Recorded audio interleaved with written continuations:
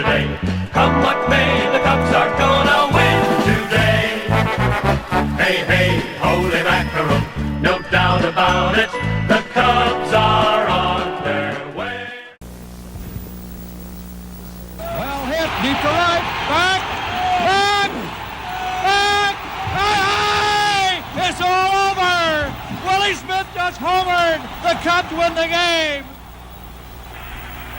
And look at the reception at home plate for Willie Smith. Oh, boy. This episode is brought to you by Generate Solutions, your go-to AI experts specializing in empowering commercial real estate companies and environmental consulting firms. As AI is quickly transforming industries and enhancing efficiency, it is important you don't let your business fall behind. At Generate Solutions, we streamline workflows and automate tasks by creating custom AI agents tailored specifically to your business needs. Interested in taking your operations to the next level with AI? Email mfiorante@generatesolutions.com or find us directly on LinkedIn by clicking the link in the bio. On to our episode. Good evening and welcome to another edition of A Conversation with John Conenna. Tonight it brings me great pleasure to bring in this gentleman. He's been on the show a few times, and every time the topic is just really a good one, and really enjoying to have William Bike on our program this evening. Bill is the Senior Vice President at Central Park Communications and a former Advancement Director at the University of Illinois Chicago Dentistry. He has earned 4 Peter Lisger Awards and over 50 honors in journalism and in communications. Bill has authored and edited 4 books: Streets of the Near West Side, Winning Political Campaigns, and Celebrating a Proud Past, The Forgotten 1970 Chicago Cubs, which I'm going to bring up here tonight, of course, and editor of essays on Earl Renfro, A Man First, 2001. Bill, I don't know if it's a camera issue going on somewhere here, but now you're coming up a little grainy, so I don't know what that is. How am I looking to you?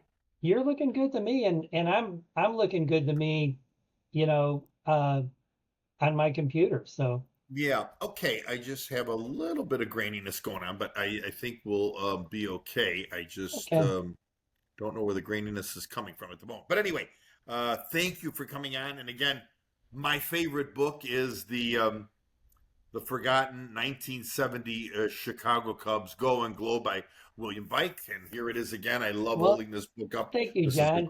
You're always my biggest fan. I appreciate that. Oh, this is fantastic. Sometimes I'll be just sitting there in the thinking of something of that era, and I go back and I look at the book and say, "Wow, he got this spot on." Remembering something, if it was a game or a certain situation. So, how have you been doing, young man? What's going on? Been doing very well, and so.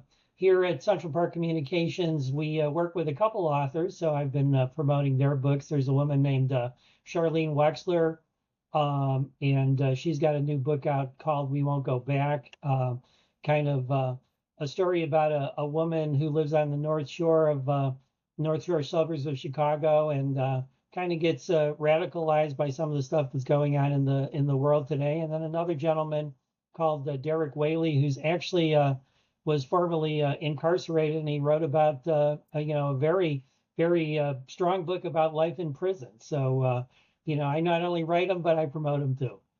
Oh, that's fantastic. Well, I have to tell you tonight, our topic, of course, is kind of not so much an interview, but a documentary between the two of us. We're going to discuss, of course, the 1969 Chicago Cubs, the second place team that had a record of a first place team, 92 and 70. And, you think about it, that record, they would absolutely make the playoffs these days with the 3 divisions and the wild cards too. I mean, really every year between 67 and 72, if we had the setup we had now, the Cubs would have been in the playoffs every single year. I think they would have won it at least once. Oh my God, exactly. Yeah. So I've titled this documentary tonight of the 69 team, Bill, the team that we still haven't forgotten. And it's even though we won it in 2016, this team comes up, pops up, and again, the 1970 book that I held up of yours. Of course, it was the better team if you Yeah. put them on paper and everything else on a team Yeah. that probably got a little bit closer when it came to September, the way the New York Mexicans did them.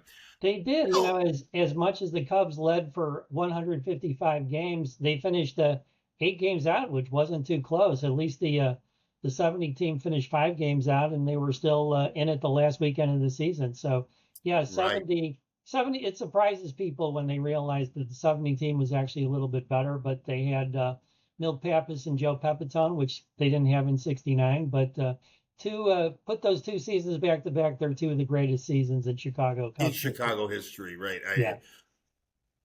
Bill, I'm going to touch on the first thing about this. In 1966, they hire a man that's been away from baseball for a while. His name is Leo DeRocher. And I saw a progression with DeRocher. And the reason why I'm bringing up Leo, I probably still think to this day he was the best fit for a team that was, always struggling Yeah. since after 1945 to Yeah. bring in this type of gentleman. When history looks back on DeRocher sometimes, especially history now, he's blamed, of course, for this debacle that we're going to talk about. What do you remember about those late 60 years and Leo as we get up to that 1969 April game? Well, if you look through the 50s and the 60s, the Cubs had a bunch of really no-name managers. I mean, other than Charlie Grimm, who made a comeback around 1960. If you think back on it, it's hard to remember any of those managers. But once they hired Leo, I think it showed the entire league that they were serious about winning. They weren't just hiring the company men anymore. They were hiring a guy who was had a reputation that wasn't always the guy who drank milk and went to bed at 9 o'clock like some of the other Cub managers. I mean, this was a guy that liked to party, and he liked to argue with umpires, and he really lit a fire under these guys. I mean, because if you think about it, the late '60s Cubs are pretty much the same players that they had in the early '60s. They had Williams, they had Sano, they had Banks. That's the nucleus. But that nucleus didn't do too much in the early '60s until Leo took over. '66, unfortunately, they finished last. So the media kind of poked fun at him a little bit because when he took the team over, he said this is not an eighth place club, and he was right because they finished in 10th place that first year. What a But great they had the menu. nucleus, and a key was when they traded for Fergie Jenkins in 1966, and actually the key player in that trade was Adolfo Phillips, who was a center fielder, and Fergie was kind of the throw-in. But Leo took a look at Fergie and saw that this was a guy with a tremendous fastball, a guy over 6 feet tall, and he turned Fergie into a starter, which he was not with the Phillies or even in the minor leagues. And Fergie has always expressed his gratitude towards Leo because Leo took a journeyman pitcher and turned him into one of the best pitchers in the National League, and that's what Leo could do. Without a doubt. I mean, Fergie, of course, by the time we get to well, even 68 and 69, he's already being compared to the Bob Gibsons of the worlds. He Yeah. is, and Yeah. so '66 he became a starter, and he won 20 in '67, '68, '69, '70, all the way through '72. He didn't fail to win 20 until 1973, and so you think about these days where nobody wins 20, and Fergie won 20, every single year. And then even when Fergie went to the Texas Rangers, he won 25 games his first year with the Rangers. So I think we'll never see anybody like him again. And Fergie entitled his autobiography like nobody else because people did want to compare him to Bob Gibson or Mickey Lolich. And Fergie said, I'm like nobody else. And a couple of years after '69, I remember, John, do you remember the '71 opener? The '71 opener, Cubs Yes, I played the do. Cardinals. Cubs played the Cardinals, and it was Fergie Jenkins versus Bob Gibson, and both of those guys went 10 innings, and Billy Williams hit a walk-off home run in the bottom of the 10th inning to win the game. You'd never see anything like that again, where both starters would go 10 innings, and I can't imagine when the last time a 10 inning, complete game loss was. I mean, it's got to be decades ago. I'll never forget a quote by Phil Regan when he got traded to the White Sox. He felt that if he was charting pitches. He says Gibby and Fergie were up to about 145 going into the 11th. Oh, So, yeah. I mean, who pitches like this is Yeah, something. Well, you're right. We will never see this. exactly. Late in '68, the Cubs came on a little bit. I think it was right after the All-Star break. They had a lead over St. Louis. And then, of course, they just didn't have the maybe the talent to, get through '68. But as we go into '69, and thank you for bringing up Adolfo Phillips, who got hurt in spring training of Exactly. '69. Did you have a feeling then? Because I know you were a little bit more on top of it in '69 than I was. I was 10 years old in Yeah, '69. I I was remember it. 12, just a little bit older. Yeah. Okay, a little bit older, right? But I have to ask you, the feeling coming into April, of course, that opening game, and we'll talk about that. Did you know that the National League already had predicted them to do very well, correct? Yeah, and actually it's interesting. There was a New York writer. See, that was the first year of divisional play. People may not remember that, these days, but before that, it was just a 10 league team, and whoever finished first and went to the World Series. So that was the first year of the two divisions. Now, if you look at it geographically, the Cubs and the Cardinals should have been in the East, and the Reds and the Braves should have, you know, Cubs and the Cardinals should have been in the West, and the Reds and the Braves should have been in the East. But the Cubs and the Cardinals had a lot of clout. The Cubs with being on WGN, and the Cardinals because they had just won the pennant the last 2 years. And so they wanted to be in the East because of TV. Because if you remember back then, the West Coast game started at 10 o'clock Chicago time. They would start at 8 o'clock on the West Coast. And so a New York writer predicted that had the Cubs been, before the season started, he predicted that if the Cubs were in the West, they would have won. But since they were in the East, he wasn't too sure. And that Right. guy turned out to be, a kind of a soothsayer because, he got it exactly right. Exactly. No, for sure. Um, I want to talk about that opening game. It's against Philadelphia. Yeah. And Don Money, who was the shortstop for the Philadelphia Phillies that day, hit 2 homers. And of course, the great Ernie Banks hit 2 homers that day. And I just watched the clip, and I didn't believe this going into this interview with you tonight. I think it was April 8th of '69. The Cubs blew a 3-run lead in the ninth.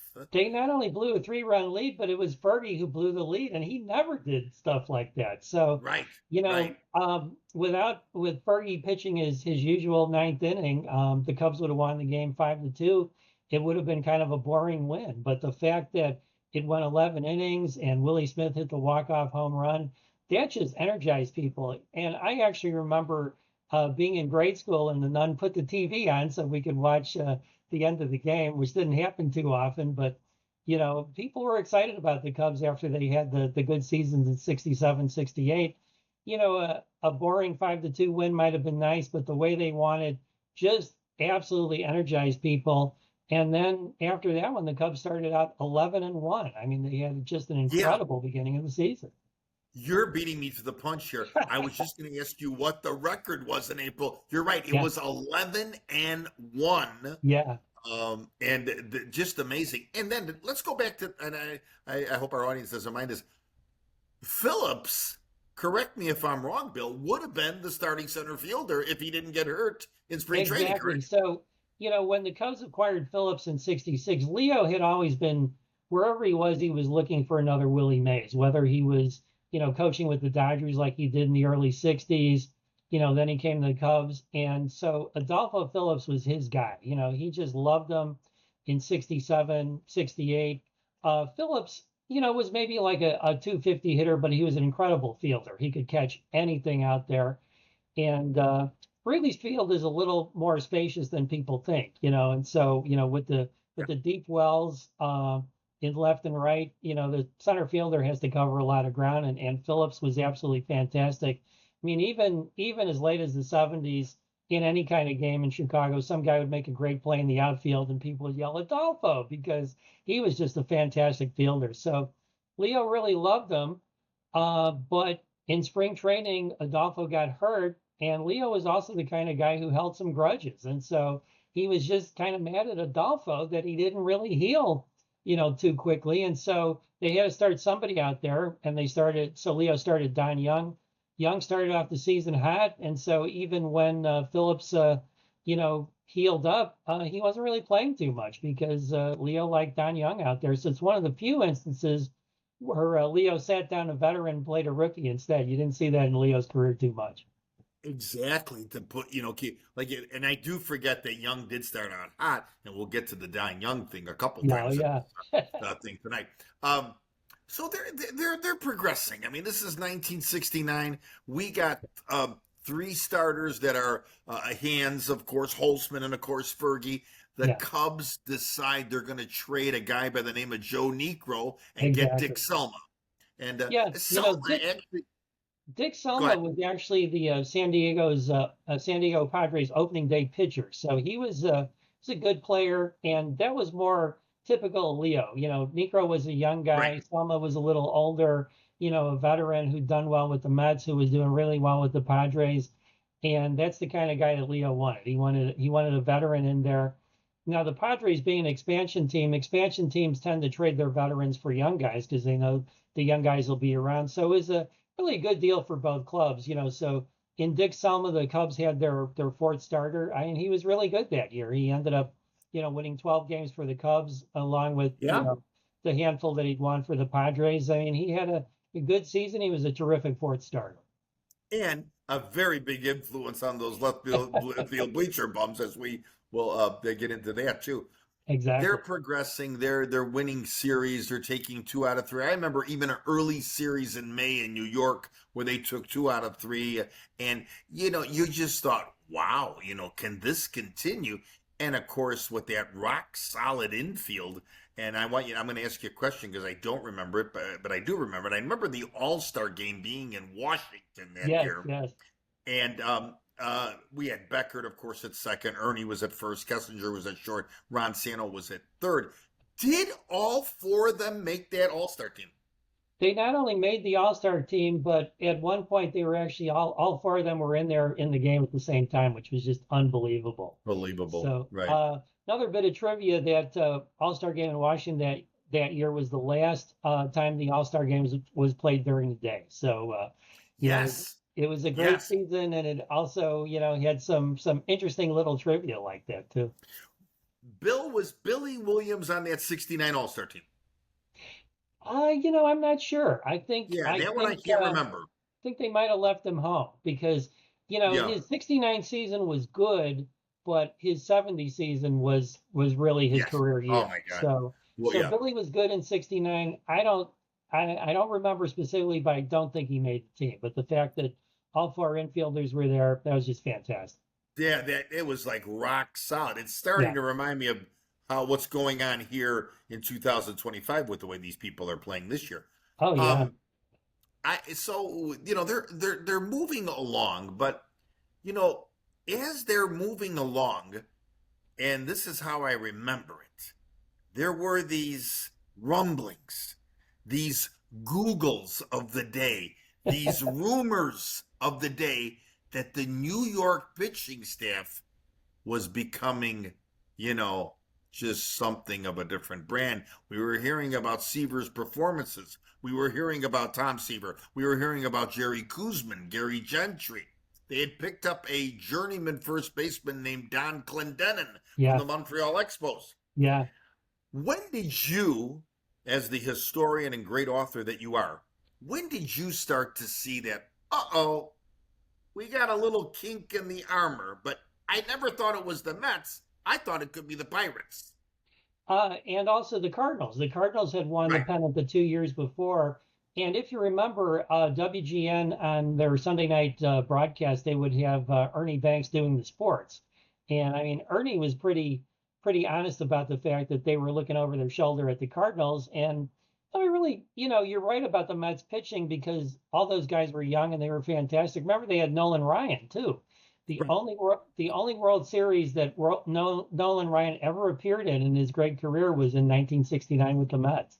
So Their pitching was, like super deep, but the Mets had started out at 9-14, so they weren't really that hot at the beginning of the year, and they even opened against the brand new Montreal Expos and lost their opener too to an expansion team. So with the way the Mets started out, they weren't looking that hot, but like you said, their pitching just kept coming through, and so they started knocking at the door. Sometimes the Cardinals were in second place, sometimes the Mets were in second place.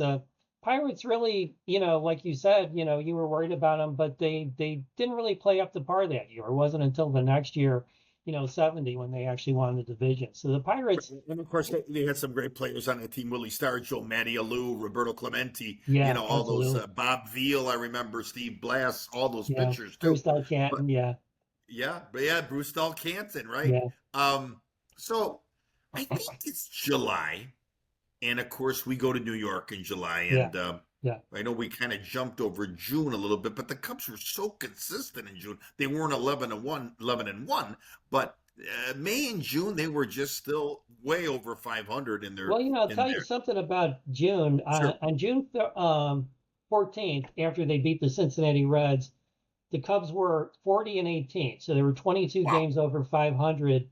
They finished the season 22 games over 500. So after June 14th, they unfortunately, as much as we love them, much as we remember them, they were only a 500 club after June 14th. Wow. Yeah, And one of those little bits of trivia that nobody remembers. Yeah, what I'm going to jump ahead, and then we're going to, of course, yeah. come back. What were they in September? Tired. And so what? So I mean, record-wise, I meant, Bill. What were they in September record-wise? Do you know? their record in September. Let me see if I got it here. Um, Because that was the thing that just was like, wow, yeah, you know what? The Mets were 23-7 in September, which is a wow, fantastic run. The Cubs in their last 45 games, 18-27. So 9 games wow. under 500. You don't win the pennant being 9 games under 500 at the end of the No, season. no. And I think, Bill, the Mets win the division. Do they win by 8.5 games or 9 games? Eight, exactly Eight eight. games. Yeah, 8 games. Incredible. And there's your math. Spot on. yeah, Just when you take the two and reverse them, it's right there. yeah. The series, I thought that I don't know if this happened before or it happened. Okay, so what I'm trying to get at is here. I think of course, it was that series when Mr. Seaver threw the one hitter, and of Yeah, course well, interesting about that. So the big game, the one that turned out to be actually a turning point in the season, although nobody realized it at the time, but even Ernie said it later that was the turning point. On Tuesday, July 8th, the Cubs were in New York for a rare day game, which and I still don't know why the Mets had scheduled a day game on a Tuesday. And so Fergie was sailing along with a one hitter, leading 3-1 in the ninth inning. I mean, a typical Fergie, performance. performance. And, Yep. you figured that he'd win the game. And that's when center fielder Don Young unfortunately misplayed not one, but two fly balls. And the Cubs ended up losing the game. Now, what happened after that with, Leo DeRocher and Ron Santo, the captain of the team, being emotional guys, they didn't play it like a manager would play it today. A manager like a Sparky Anderson back then, or even a Gil Hodges would have said, Donnie's won us plenty of games. We lost one. We'll get him tomorrow. No big deal. Donnie will be back out there again. I mean, Sure. that's what the guys usually say now. Leo and Ron, I mean, they just went ballistic. I mean, they lambasted Young, and Young actually left the clubhouse early because he was so ashamed that he dropped those two fly balls, and those two guys just went ballistic. And on top of that, they were in New York, so the New York media, I mean, I think New York had about 4 newspapers at the time. And Sure. so, the New York media just ran with that, the way that, Sano and Leo were lambasting their center fielder. And it kind of split the team. You had some guys who thought that, yeah, Ron and Leo were right, that, Young should have done better. And you had other guys who were saying like, man, you can't criticize a guy for making an error. We all make them. And so the Cubs had been a cohesive unit up until then. And after July 8th, they weren't a cohesive unit anymore. Now, um, I'm going to give you a little bit of trivia that absolutely nobody remembers, but there Okay. was that was a day game. And so there was a man in New York who called in sick at work and stayed home purposely so he could watch that game on TV. Well, his wife wanted to watch the soap operas. He actually murdered his wife and watched the game, and then he turned himself in after the game. Oh, At least he saw the Mets win. okay. Yeah. Yeah. You should be on that show. Those cold murder shows. Both games fun. Yeah. But Wow. anyway, so you brought up Tom Seaver's one hitter. So, something again that people don't remember, since Don Young had made, the errors on July 8th, the next night, July 9th, Leo did not start Don Young. Now, again, a manager like Sparky Anderson, Gil Hodges would have brought the guy right back. It's like, can't let this guy, can't let it eat at this guy. We got to bring him right back. Leo was not like that. If you were in Leo's doghouse, you're in the doghouse. And so Jimmy Qualls played center field that night and really most of the season after that. And so Qualls was actually second baseman, but Leo put him in center field, and suddenly, yeah, I think Qualls was maybe about 20 years old. Suddenly he was Sure. the starting center fielder on the team that looked like it was going to win the pennant. And so if if Leo wasn't mad at Don and hadn't put Jimmy in the next night, Jimmy got the hit that broke up Seaver's perfect game. With two And outs in the ninth. Yeah. exactly. And Seaver said for the rest of his life, he admitted that was the thing in his career that upset him the most. He really wanted that perfect game. And a guy like Jimmy Qualls that he probably never even heard of before was the guy who kept it from him. And Tom Seaver never threw a no-hitter for the New York Mets. He threw one for the Cincinnati Reds, Yes. but he really would have loved to have had one for the Mets, and he didn't get it. But Qualls was only in there because Leo was mad at Don Young, who barely played the rest of the season, unfortunately. And I have to be honest. I'm glad you brought it up that way, because even then something must have happened with Qualls, because now he goes into a frenzy with that position. He Yeah, moves Hickman over. Some games he brought Spangler in. Then they brought up Oscar Gamble. yeah. It was just a turnstile of a mess. Because now I think, do you think from that point on in New York, Bill, a guy like DeRocher had lost confidence? Yeah, I think so. I think he had lost confidence in the team a little bit. Some of the guys on the team had lost confidence in him because, they would have wanted their manager to, calm the waters instead of, pouring gasoline on the fire, like he did. So I think, it split the team. I think you had the pro Leo camp and the anti Leo camp. And, you saw that again in 70, in 70, as I relate in my book, Ron Santo was in Leo's doghouse for a lot of the year. Yes. So sometimes he'd sit him down and play Paul Popovich, who, while he was a good sub, couldn't come close to Ron Santo. No. Sometimes he'd bat Santo seventh. I mean, Santo really kind of, he lost his love for Leo in 1970, and by 71, if you remember, they had the clubhouse revolt where one of the Yes. Oh, players wow. wanted the Cubs to fire Leo, and then Phil Wrigley took out an ad in both the Sun-Times and the Tribune saying, I support Leo, not going to fire him. But I mean, Ron and Leo nearly came to blows in 71 when they had the clubhouse Yes. revolt because the junior diabetes group wanted Santo to have his day and reveal that he had diabetes. And that's why they had Ron Santo Day. And Leo was kind of like, what are we having a day for Ron Santo for? And Santo wanted to kill him. I mean, Santo was kind of hot-headed, as we all know, and some guys Sure. had to physically hold him back to keep him from punching Leo. So, And I uh, also heard that probably there was a little bit of a jealousy that Billy Williams already had a day, and Santo might have. I have to be honest with you.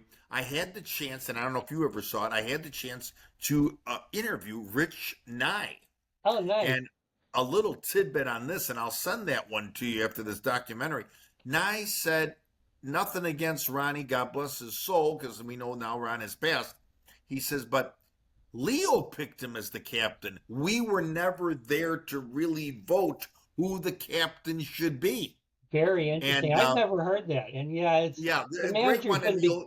Yeah, the team should be picking the captain, and they might have picked right. a guy who was a quiet leader like Billy Williams, like Jim Hickman. Those two guys were quiet, but they were never too quiet at the plate. I mean, they really got the job done. Exactly. Yeah. So it's now we move. I mean, that's a devastating series in a way because now we have the doubt. Now we have the doubt. Is that no one would have ever thought, going by Bill Bike's figures here tonight, that the Mets would go 23-7 in September after that no-hitter. We just thought, okay, it's a 50 through how many place people would come into Shea. Seaver had the night of nights. And then, of course, we'll get over this. We'll beat him in Wrigley Field. But I think it's a couple weeks later, and I know you're spot on about this. I think something happened where Ron Santo went off in the media that they got lucky, and Seaver, when they come back to Chicago, knocked Santo down. Yeah. And another way of the New York Mets sending another message that we're not intimidated by these comments, Exactly. And, Gil Hodges, he almost invented platooning. I mean, they had a lot of guys, he'd bring them in and out. And I remember that series in Wrigley Field that you're talking about. And it was actually Al Weiss who beat the Cubs with a home run in one of those games. And Al Weiss, if you remember him from the White Sox, was like a 210, 220 hitter, something like that. He was just on the bench. He wasn't even a starter. But, Hodges just brought those guys in and out and, kept them rested. And even Al Weiss beat the Cubs. And so it's like, after the New York series and after getting beat by Al Weiss in Chicago, they had to be figuring, how do we get rid of these guys? Right, exactly. Did you feel at the beginning of 1969, so let's say August, I did see more of Leo using his bench. You brought up Popovich. I used to even see a gentleman named Nate Oliver out there. Yeah. Willie Smith sometimes spelled Ernie Banks. Spangler got in there a few times, but I did see that he would go to his bullpen. I remember he would use a Gary against the lefties. He would use the submarine guy, Ted Abernathy, against some righties. So something gives way, and we're going to go now to the crescendo of that season where now we go from a team that's teetering a little bit, but then, of course, the Atlanta Braves come to town, and a lefty name, I'll leave it up to you, Kenny Holtzman does what? The no-hitter on August 19th. Let me mention a couple of things before we get to August 19th, though. Yeah. Don't forget July 26th when the Cubs were playing in Chicago, and Leo told his coaches, "Oh, I'm sick. I got to go home." Well, he wasn't sick. He went to Camp Ojibwa in Wisconsin because his wife's stepson, was there, and his wife said to him, like, "Well, you're the boss. Can't you take a day off?" Not really understanding how baseball worked. And he's like, "Was that Lynn Goldblatt?" Yeah, Lynn Goldblatt. And let me give you another trivia question because Lynn Goldblatt and Leo DeRocher got married that year. Do you know who was the best man at the wedding? Who was it? It was Dan Walker, the future governor of Illinois. Oh my God! How does he get involved? Because he was Lynn Goldblatt's brother. She was actually Lynn Walker Goldblatt. Yeah.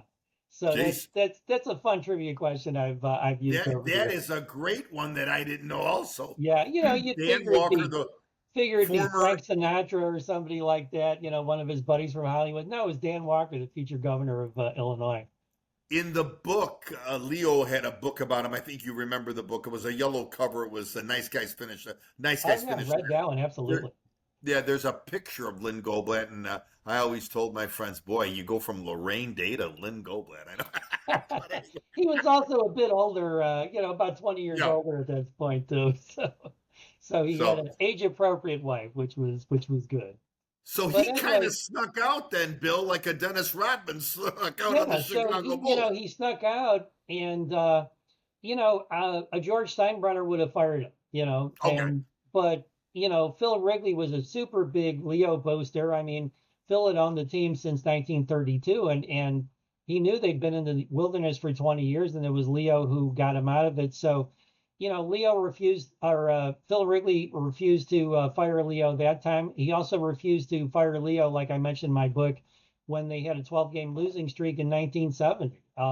That would have been another time that a George Steinbrenner would have fired Leo in a heartbeat, but Phil Wrigley Sure. stuck with Leo both of those times. So they had the July 8th debacle in New York. They had the July 26th where, Leo just walked out on the team.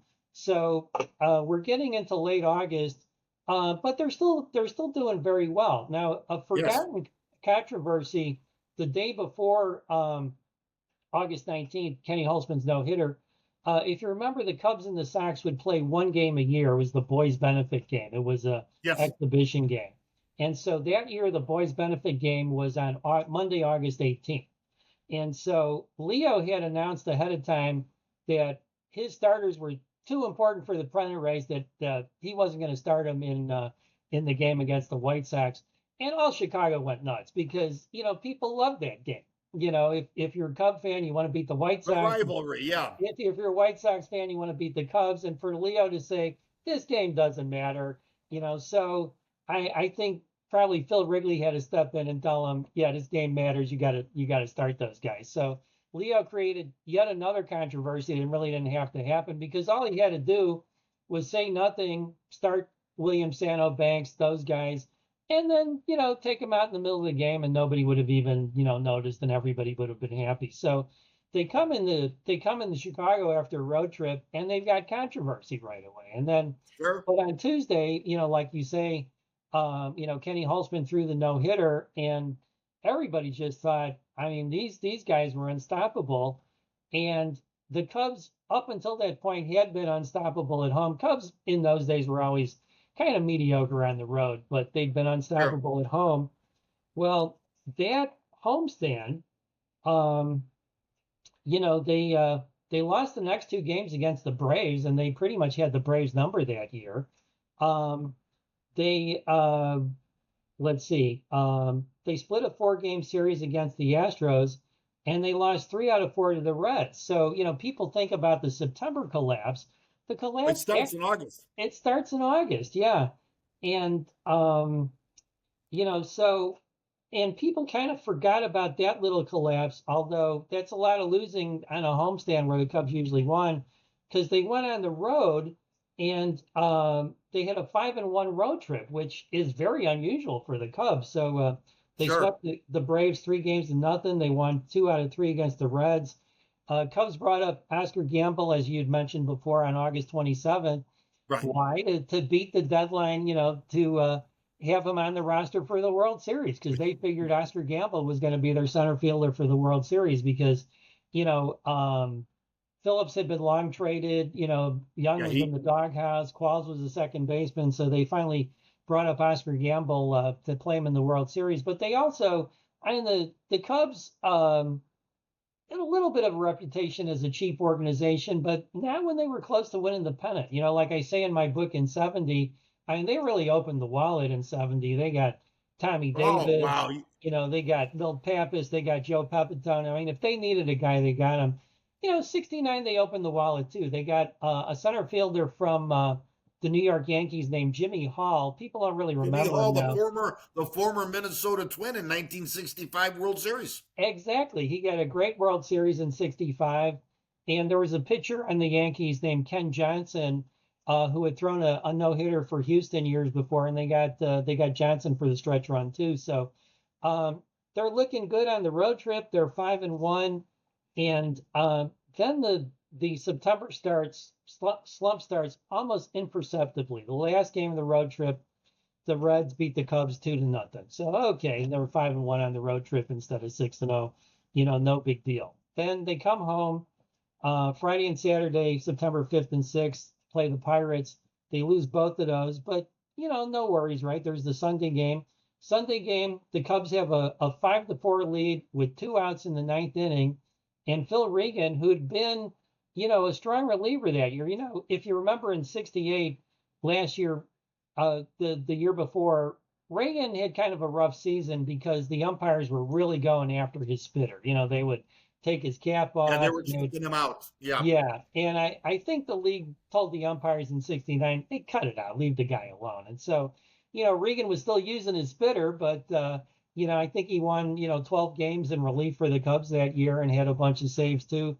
So Phil Regan gives up a homer to not only blows the game in the ninth inning, but gives up a home run to Willie Stargell in the 11th inning. And that was a shocker. I remember being a kid, watching that game on TV, and it's like, okay, you got it in your head. They won this one. They're up 5-4 in the ninth inning with 2 outs. Pirates not doing anything, and then they lose that one too. So now it's like, oh man, they're going into New York. His tailspin starts. Yeah, Yeah. exactly.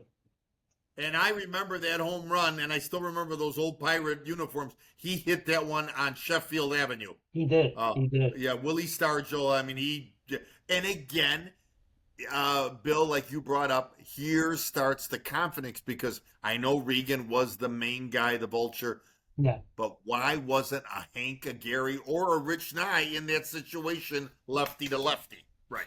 Yeah, Leo really liked Regan a lot. And, to their detriment in 1970, because in 70, Regan did not have a good season. Now, the Cubs had Abernathy like they had in '69, but they traded him for Phil Gagliano, a 150 hitter. Utility second baseman. So it's just, they couldn't get a closer in 70. Had they had one, they'd have been fine. Very late in the season, they got Hoyt Wilhelm. If they would have got him earlier in 70, I think they might have, won the division too. But anyway, like you say, Regan was the man. I think that's why, Leo had him in there, even though he should have had, a Gary in there, because, Regan was his favorite. And, Regan didn't do the job that day. And even after Stargell hit the home run, I mean, Regan was still in there in the 11th inning. It's like, come on, you got a good bullpen. You got a Gary, you got Abernathy. They had just acquired Johnson. Johnson did good. And they had a guy who pitched well in his career. I think it was in Cincinnati, Don Notabart. Yeah. He's the guy that they barely ever used. And right, yeah, he was never around. So right. You're right about the fact that Leo kind of platooned Hickman and Spangler, and he platooned in center field, and then Popovich was in there a lot, but he tended to stick with the same pitchers, and guys like Notabart sat on the bench. And it's too bad, because, I mean, you look at that bullpen, it was a good bullpen. I mean, a manager today with that team, the starters would go 6 innings. You'd have, Notabart in there for an inning. You'd have a Gary in there for an inning, or Abernathy, depending on righties or lefties. You'd have, Regan pitching no more than 1 inning. You'd have him as the closer, and right. Nobody would have got 300 innings like they did back then. But maybe Holtzman would have won 20 instead of 17. Maybe Fergie would have won 25 instead of 20. So exactly. And and here we make up it's just amazing how everything is a consequence the way you're breaking this down. I have to tell you, I know we go to New York. Is the Black Cat situation in September, or was it in that July series? No, that's in September. So the first game in New York, instead of entering, with some momentum like they would have had if they'd have won Sunday, now they've got a 4-game losing streak at this point. And so right. Bill Hands pitches the first game in New York, and he does it old school. And it was his idea. It wasn't Leo's idea. He hit Tommy Agee with a pitch, first batter, to try to intimidate the Mets. They had a lot of young guys. They weren't intimidated. It probably backfired. Instead of intimidating those guys, it probably fired them up. And so that was the game where there was a play at the plate. It was Agee again. Everybody watching on TV in New York, in Chicago, 50,000 people in Shea Stadium, everybody saw Randy Hundley tag out Tommy Agee except the home plate umpire. Sam Stevenson. Yeah.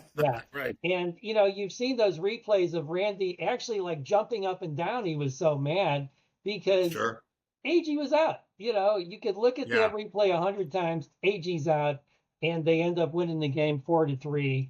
And, so that run, turned out to be decisive. So now they lose the first game, 4-3. So now they have the second game of the series. And that was the black cat game. That was That was the Black Kid. somebody I let a can't black remember cat what out. month it was, Bill. Yeah. Yeah, no, that was it. And it was just, I mean, it was a perfect, capper to what one writer called the miracle collapse, because it's like, Yes. they already Yes. lost the first game, and they got whooped in the second game 7-1. And I remember at the time kind of scratching my head. Leo finally sat Ernie Banks down in that game and played Willie Smith. It's like, maybe should have rested Banks a little bit more during the season instead of, Yeah. in September when the game is like crucial. So, Exactly. We're yeah, talking a man that was already 38, 39 years old. yeah, Exactly. Yeah. exactly. Um, So, I have to ask you, after New York, and of course that was crushing. yeah, That was a short 2-game series that they exactly. lose. Yeah, They go to Philadelphia, and I yeah. think it just gets worse. Where they're would you have considered after New York, Bill, looking back then, because then you could look at the records, was their schedule easier than the Mets? Oh, that's an interesting question, but I would say there were similar schedules, because if you remember back then with the two division format, in September you only played the teams in your own division. Like when they played Cincinnati on like September 1st or whatever that was it against the Western Division teams. So in the month of September, both the Cubs and the Mets were playing the same teams. They were just playing the Eastern Division teams, the Cardinals, the Pirates, the Phillies, the Expos. So it wasn't like, one team was playing the Dodgers, but the other team was playing the Expos. I mean, in September, they were both playing the Eastern Division team. So I think their schedules were actually pretty similar. Similar. Okay. And Yeah, that makes a lot of sense just yeah, because of how they structured everything. You're right, yeah, between the two divisions. So even with, like, say, the Philadelphia and the Montreals that were coming up, I think in that waning September, they just could never get back to the momentum of, let's say, the April, May months. exactly. So they left New York a half game ahead of the Mets. And I Right. remember the Sun Times headline was, and now it's a half game, fans, because their lead had just evaporated. And so, they went to Philadelphia, and Jack Brickhouse always said you had to watch out for the bad teams in September, and he was absolutely right. So the Phillies were 30 games under 500, Jesus. and they beat the Cubs 6-2. Johnny Callison got the game winning hit for the Phillies. He would play for the Cubs the next year. Our buddy. Yeah. The Mets won that night, and so now the Mets were in first place. So basically, while people think that the Cubs collapsed over the month of September, it was worse than that. It was 1 week, because on September 3rd, the Cubs were 5 games ahead of the Mets. Pretty good lead. On September Yeah. 10th, 7 days later, they were in second place. So, people say, oh, September, it was 1 week in September that they were just horrible, and so it was just crushing for everybody in Chicago, because we all thought we'd see a World Series, and Oh, wow. suddenly they're in second place. And so that second night in Philadelphia, that was the game, and I mentioned that in my book about the 70 Cubs, where the Cubs had this play where the pitcher would tell Yeah. Sano, knock the ball down. Now, the other team would just think that was just like some on the field chatter. But what that meant was that the pitcher was going to try a pickoff play. And so Sano actually gave the correct countersign, which was okay. And so Selma threw the ball to third base to try to pick off the runner. Sano was nowhere to be seen because he had forgotten that play. And again, Leo didn't blame Ron, and actually nobody really needed to get blamed. But Leo was mad at Selma after that. When Selma, only thing he was trying to do was run the play that they had practiced the whole season anyway. Sure. And so they ended up trading, their fourth starter, Dick Selma, after the season. And Dick they for struggled. Collison. Yeah, and they struggled in 70 for half the season until they got Milt Pappas, because they just didn't have a fourth starter. They had Joe Decker, a rookie, at the beginning of the season, and I think he won 2 games. I think his record was 2-7 in 70, and so he obviously wasn't the answer. He came in the last game of the season in '69 in relief to pitch against the Mets in the game they win at Wrigley Field. Well, of course, the water was under the bridge already. But Yeah, Joe Decker yeah, was the only Cub pitcher to beat the Mets in September of '69. okay, good. So we Yeah, both were on the same wavelength at that. yeah, yeah. A couple of questions here. I know this is our documentary tonight. If anybody's listening, a little bit of a different format tonight with William Bike, author of a few books here and those Peter Lisger Awards. Just a great gentleman here, the author, and of course the book that I love that he's written. He's written a few, but this is the one, the 1970, the forgotten 1970 Chicago Cubs Go and Glow. It's still out there to purchase. It's just a great thing. And this after what we're talking here tonight, our documentary of the team that we never forgotten, the 1969 Cubs.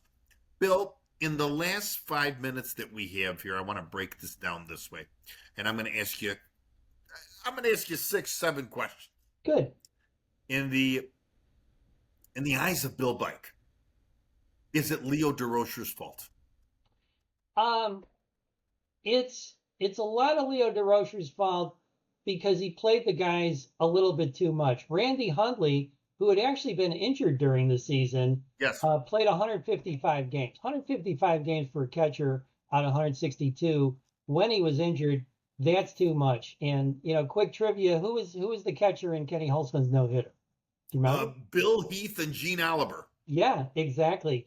And you know what? So years later, just in recent years, I saw a live Facebook broadcast where the interviewer was interviewing Fergie and Andre Dawson. And so they were asking for questions from the audience. So I asked Fergie, we know Randy Hundley was your favorite catcher. Who is your second favorite catcher? Now, I figured he'd say Jim Sundberg, who got him in Texas. Carlton Fisk caught Fergie in Boston.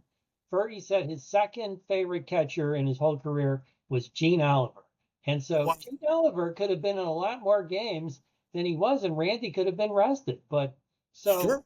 The Cubs played all day games, the Mets played all night games. The Cubs were in their 30s, the Mets were in their 20s. So Leo needed to rest these guys a little bit more. I mean, it's been hot in Chicago the last few days, and that's how hot it was in Chicago in 1969. In 1969, great point by you. I remember those early summers as a kid underneath my dad's garden hose when it was 95 and humid in Norridge, Illinois.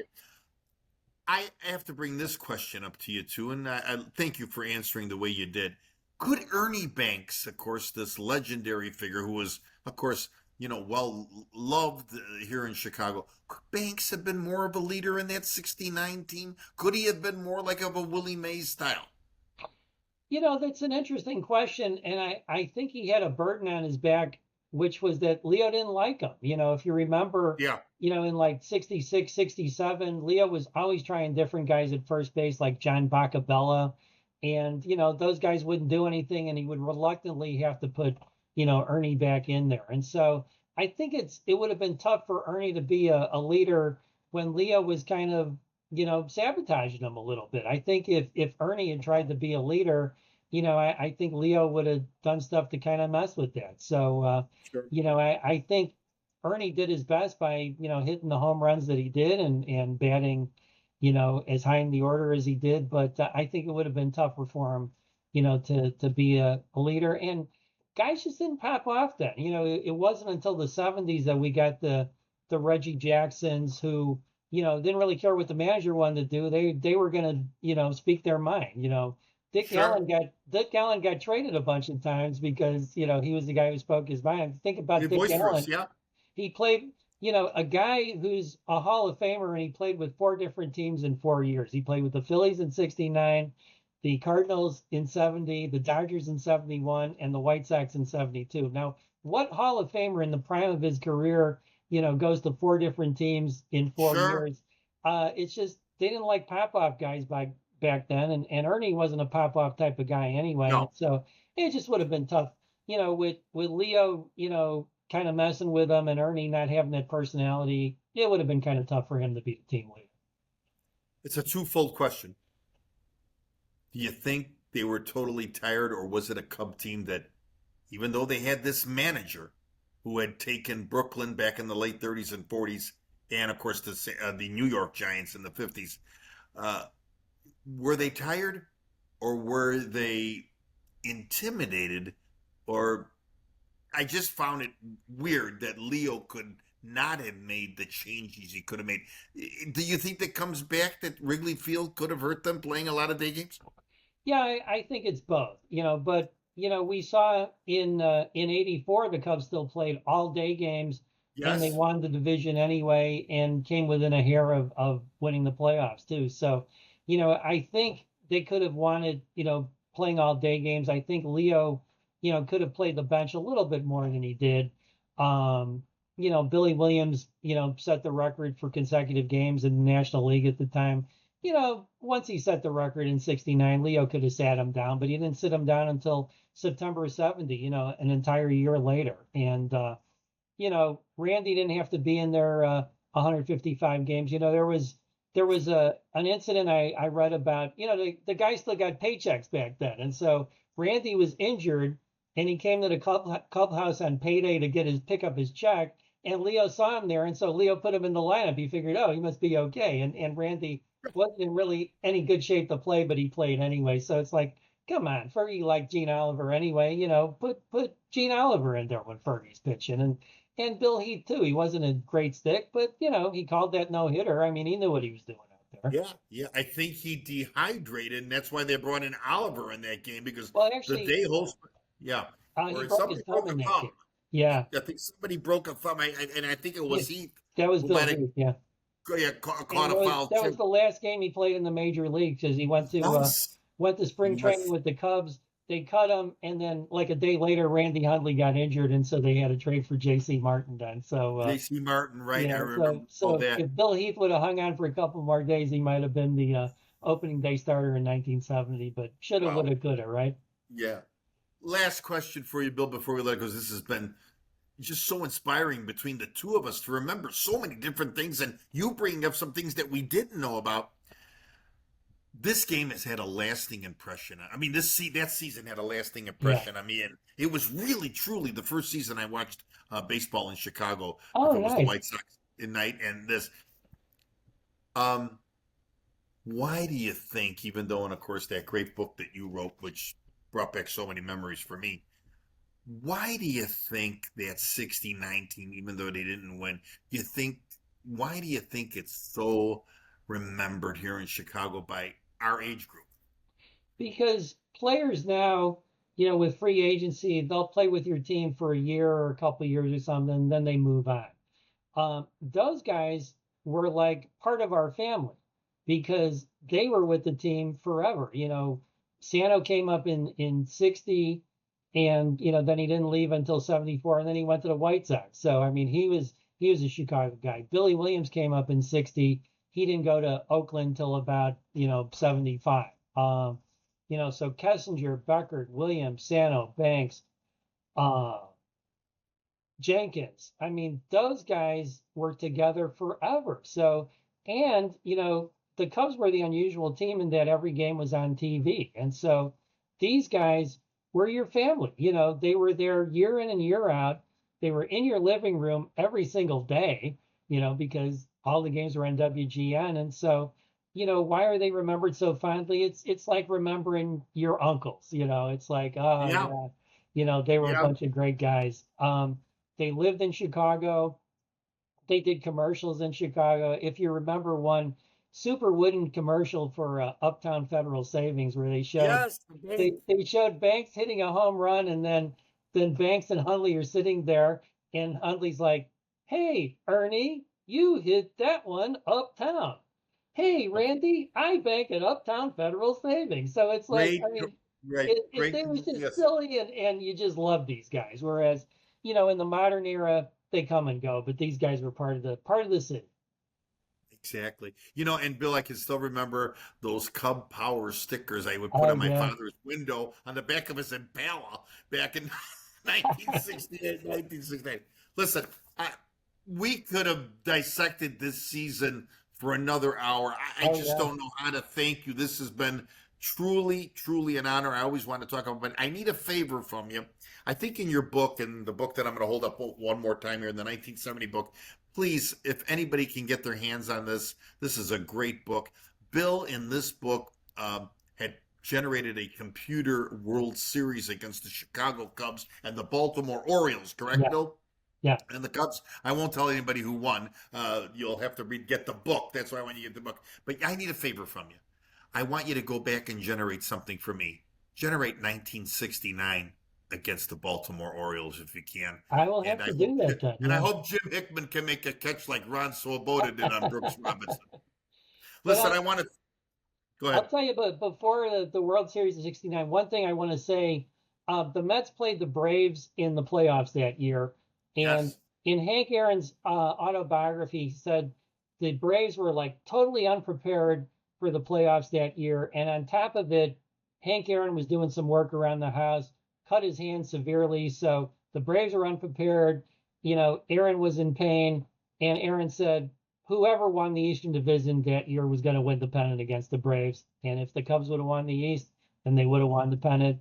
And no less a source than Hank Aaron says that.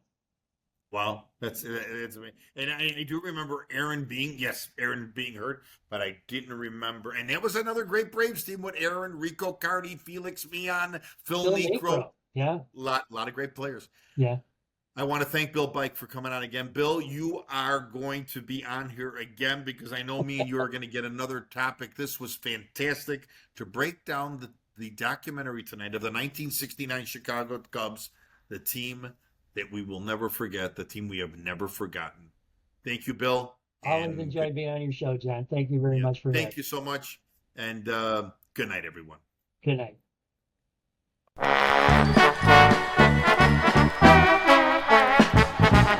Hey, hey, holy mackerel, no doubt about it. The Cubs are on their way. Hey, hey, the Cubs are gonna hit today. They're gonna pitch today. They're gonna field today. Come what may, the Cubs are gonna win today. Well hit, deep to right, back, hey! It's all over! Willie Smith just homered! The Cubs win the game! And look at the reception at home plate for Willie Smith!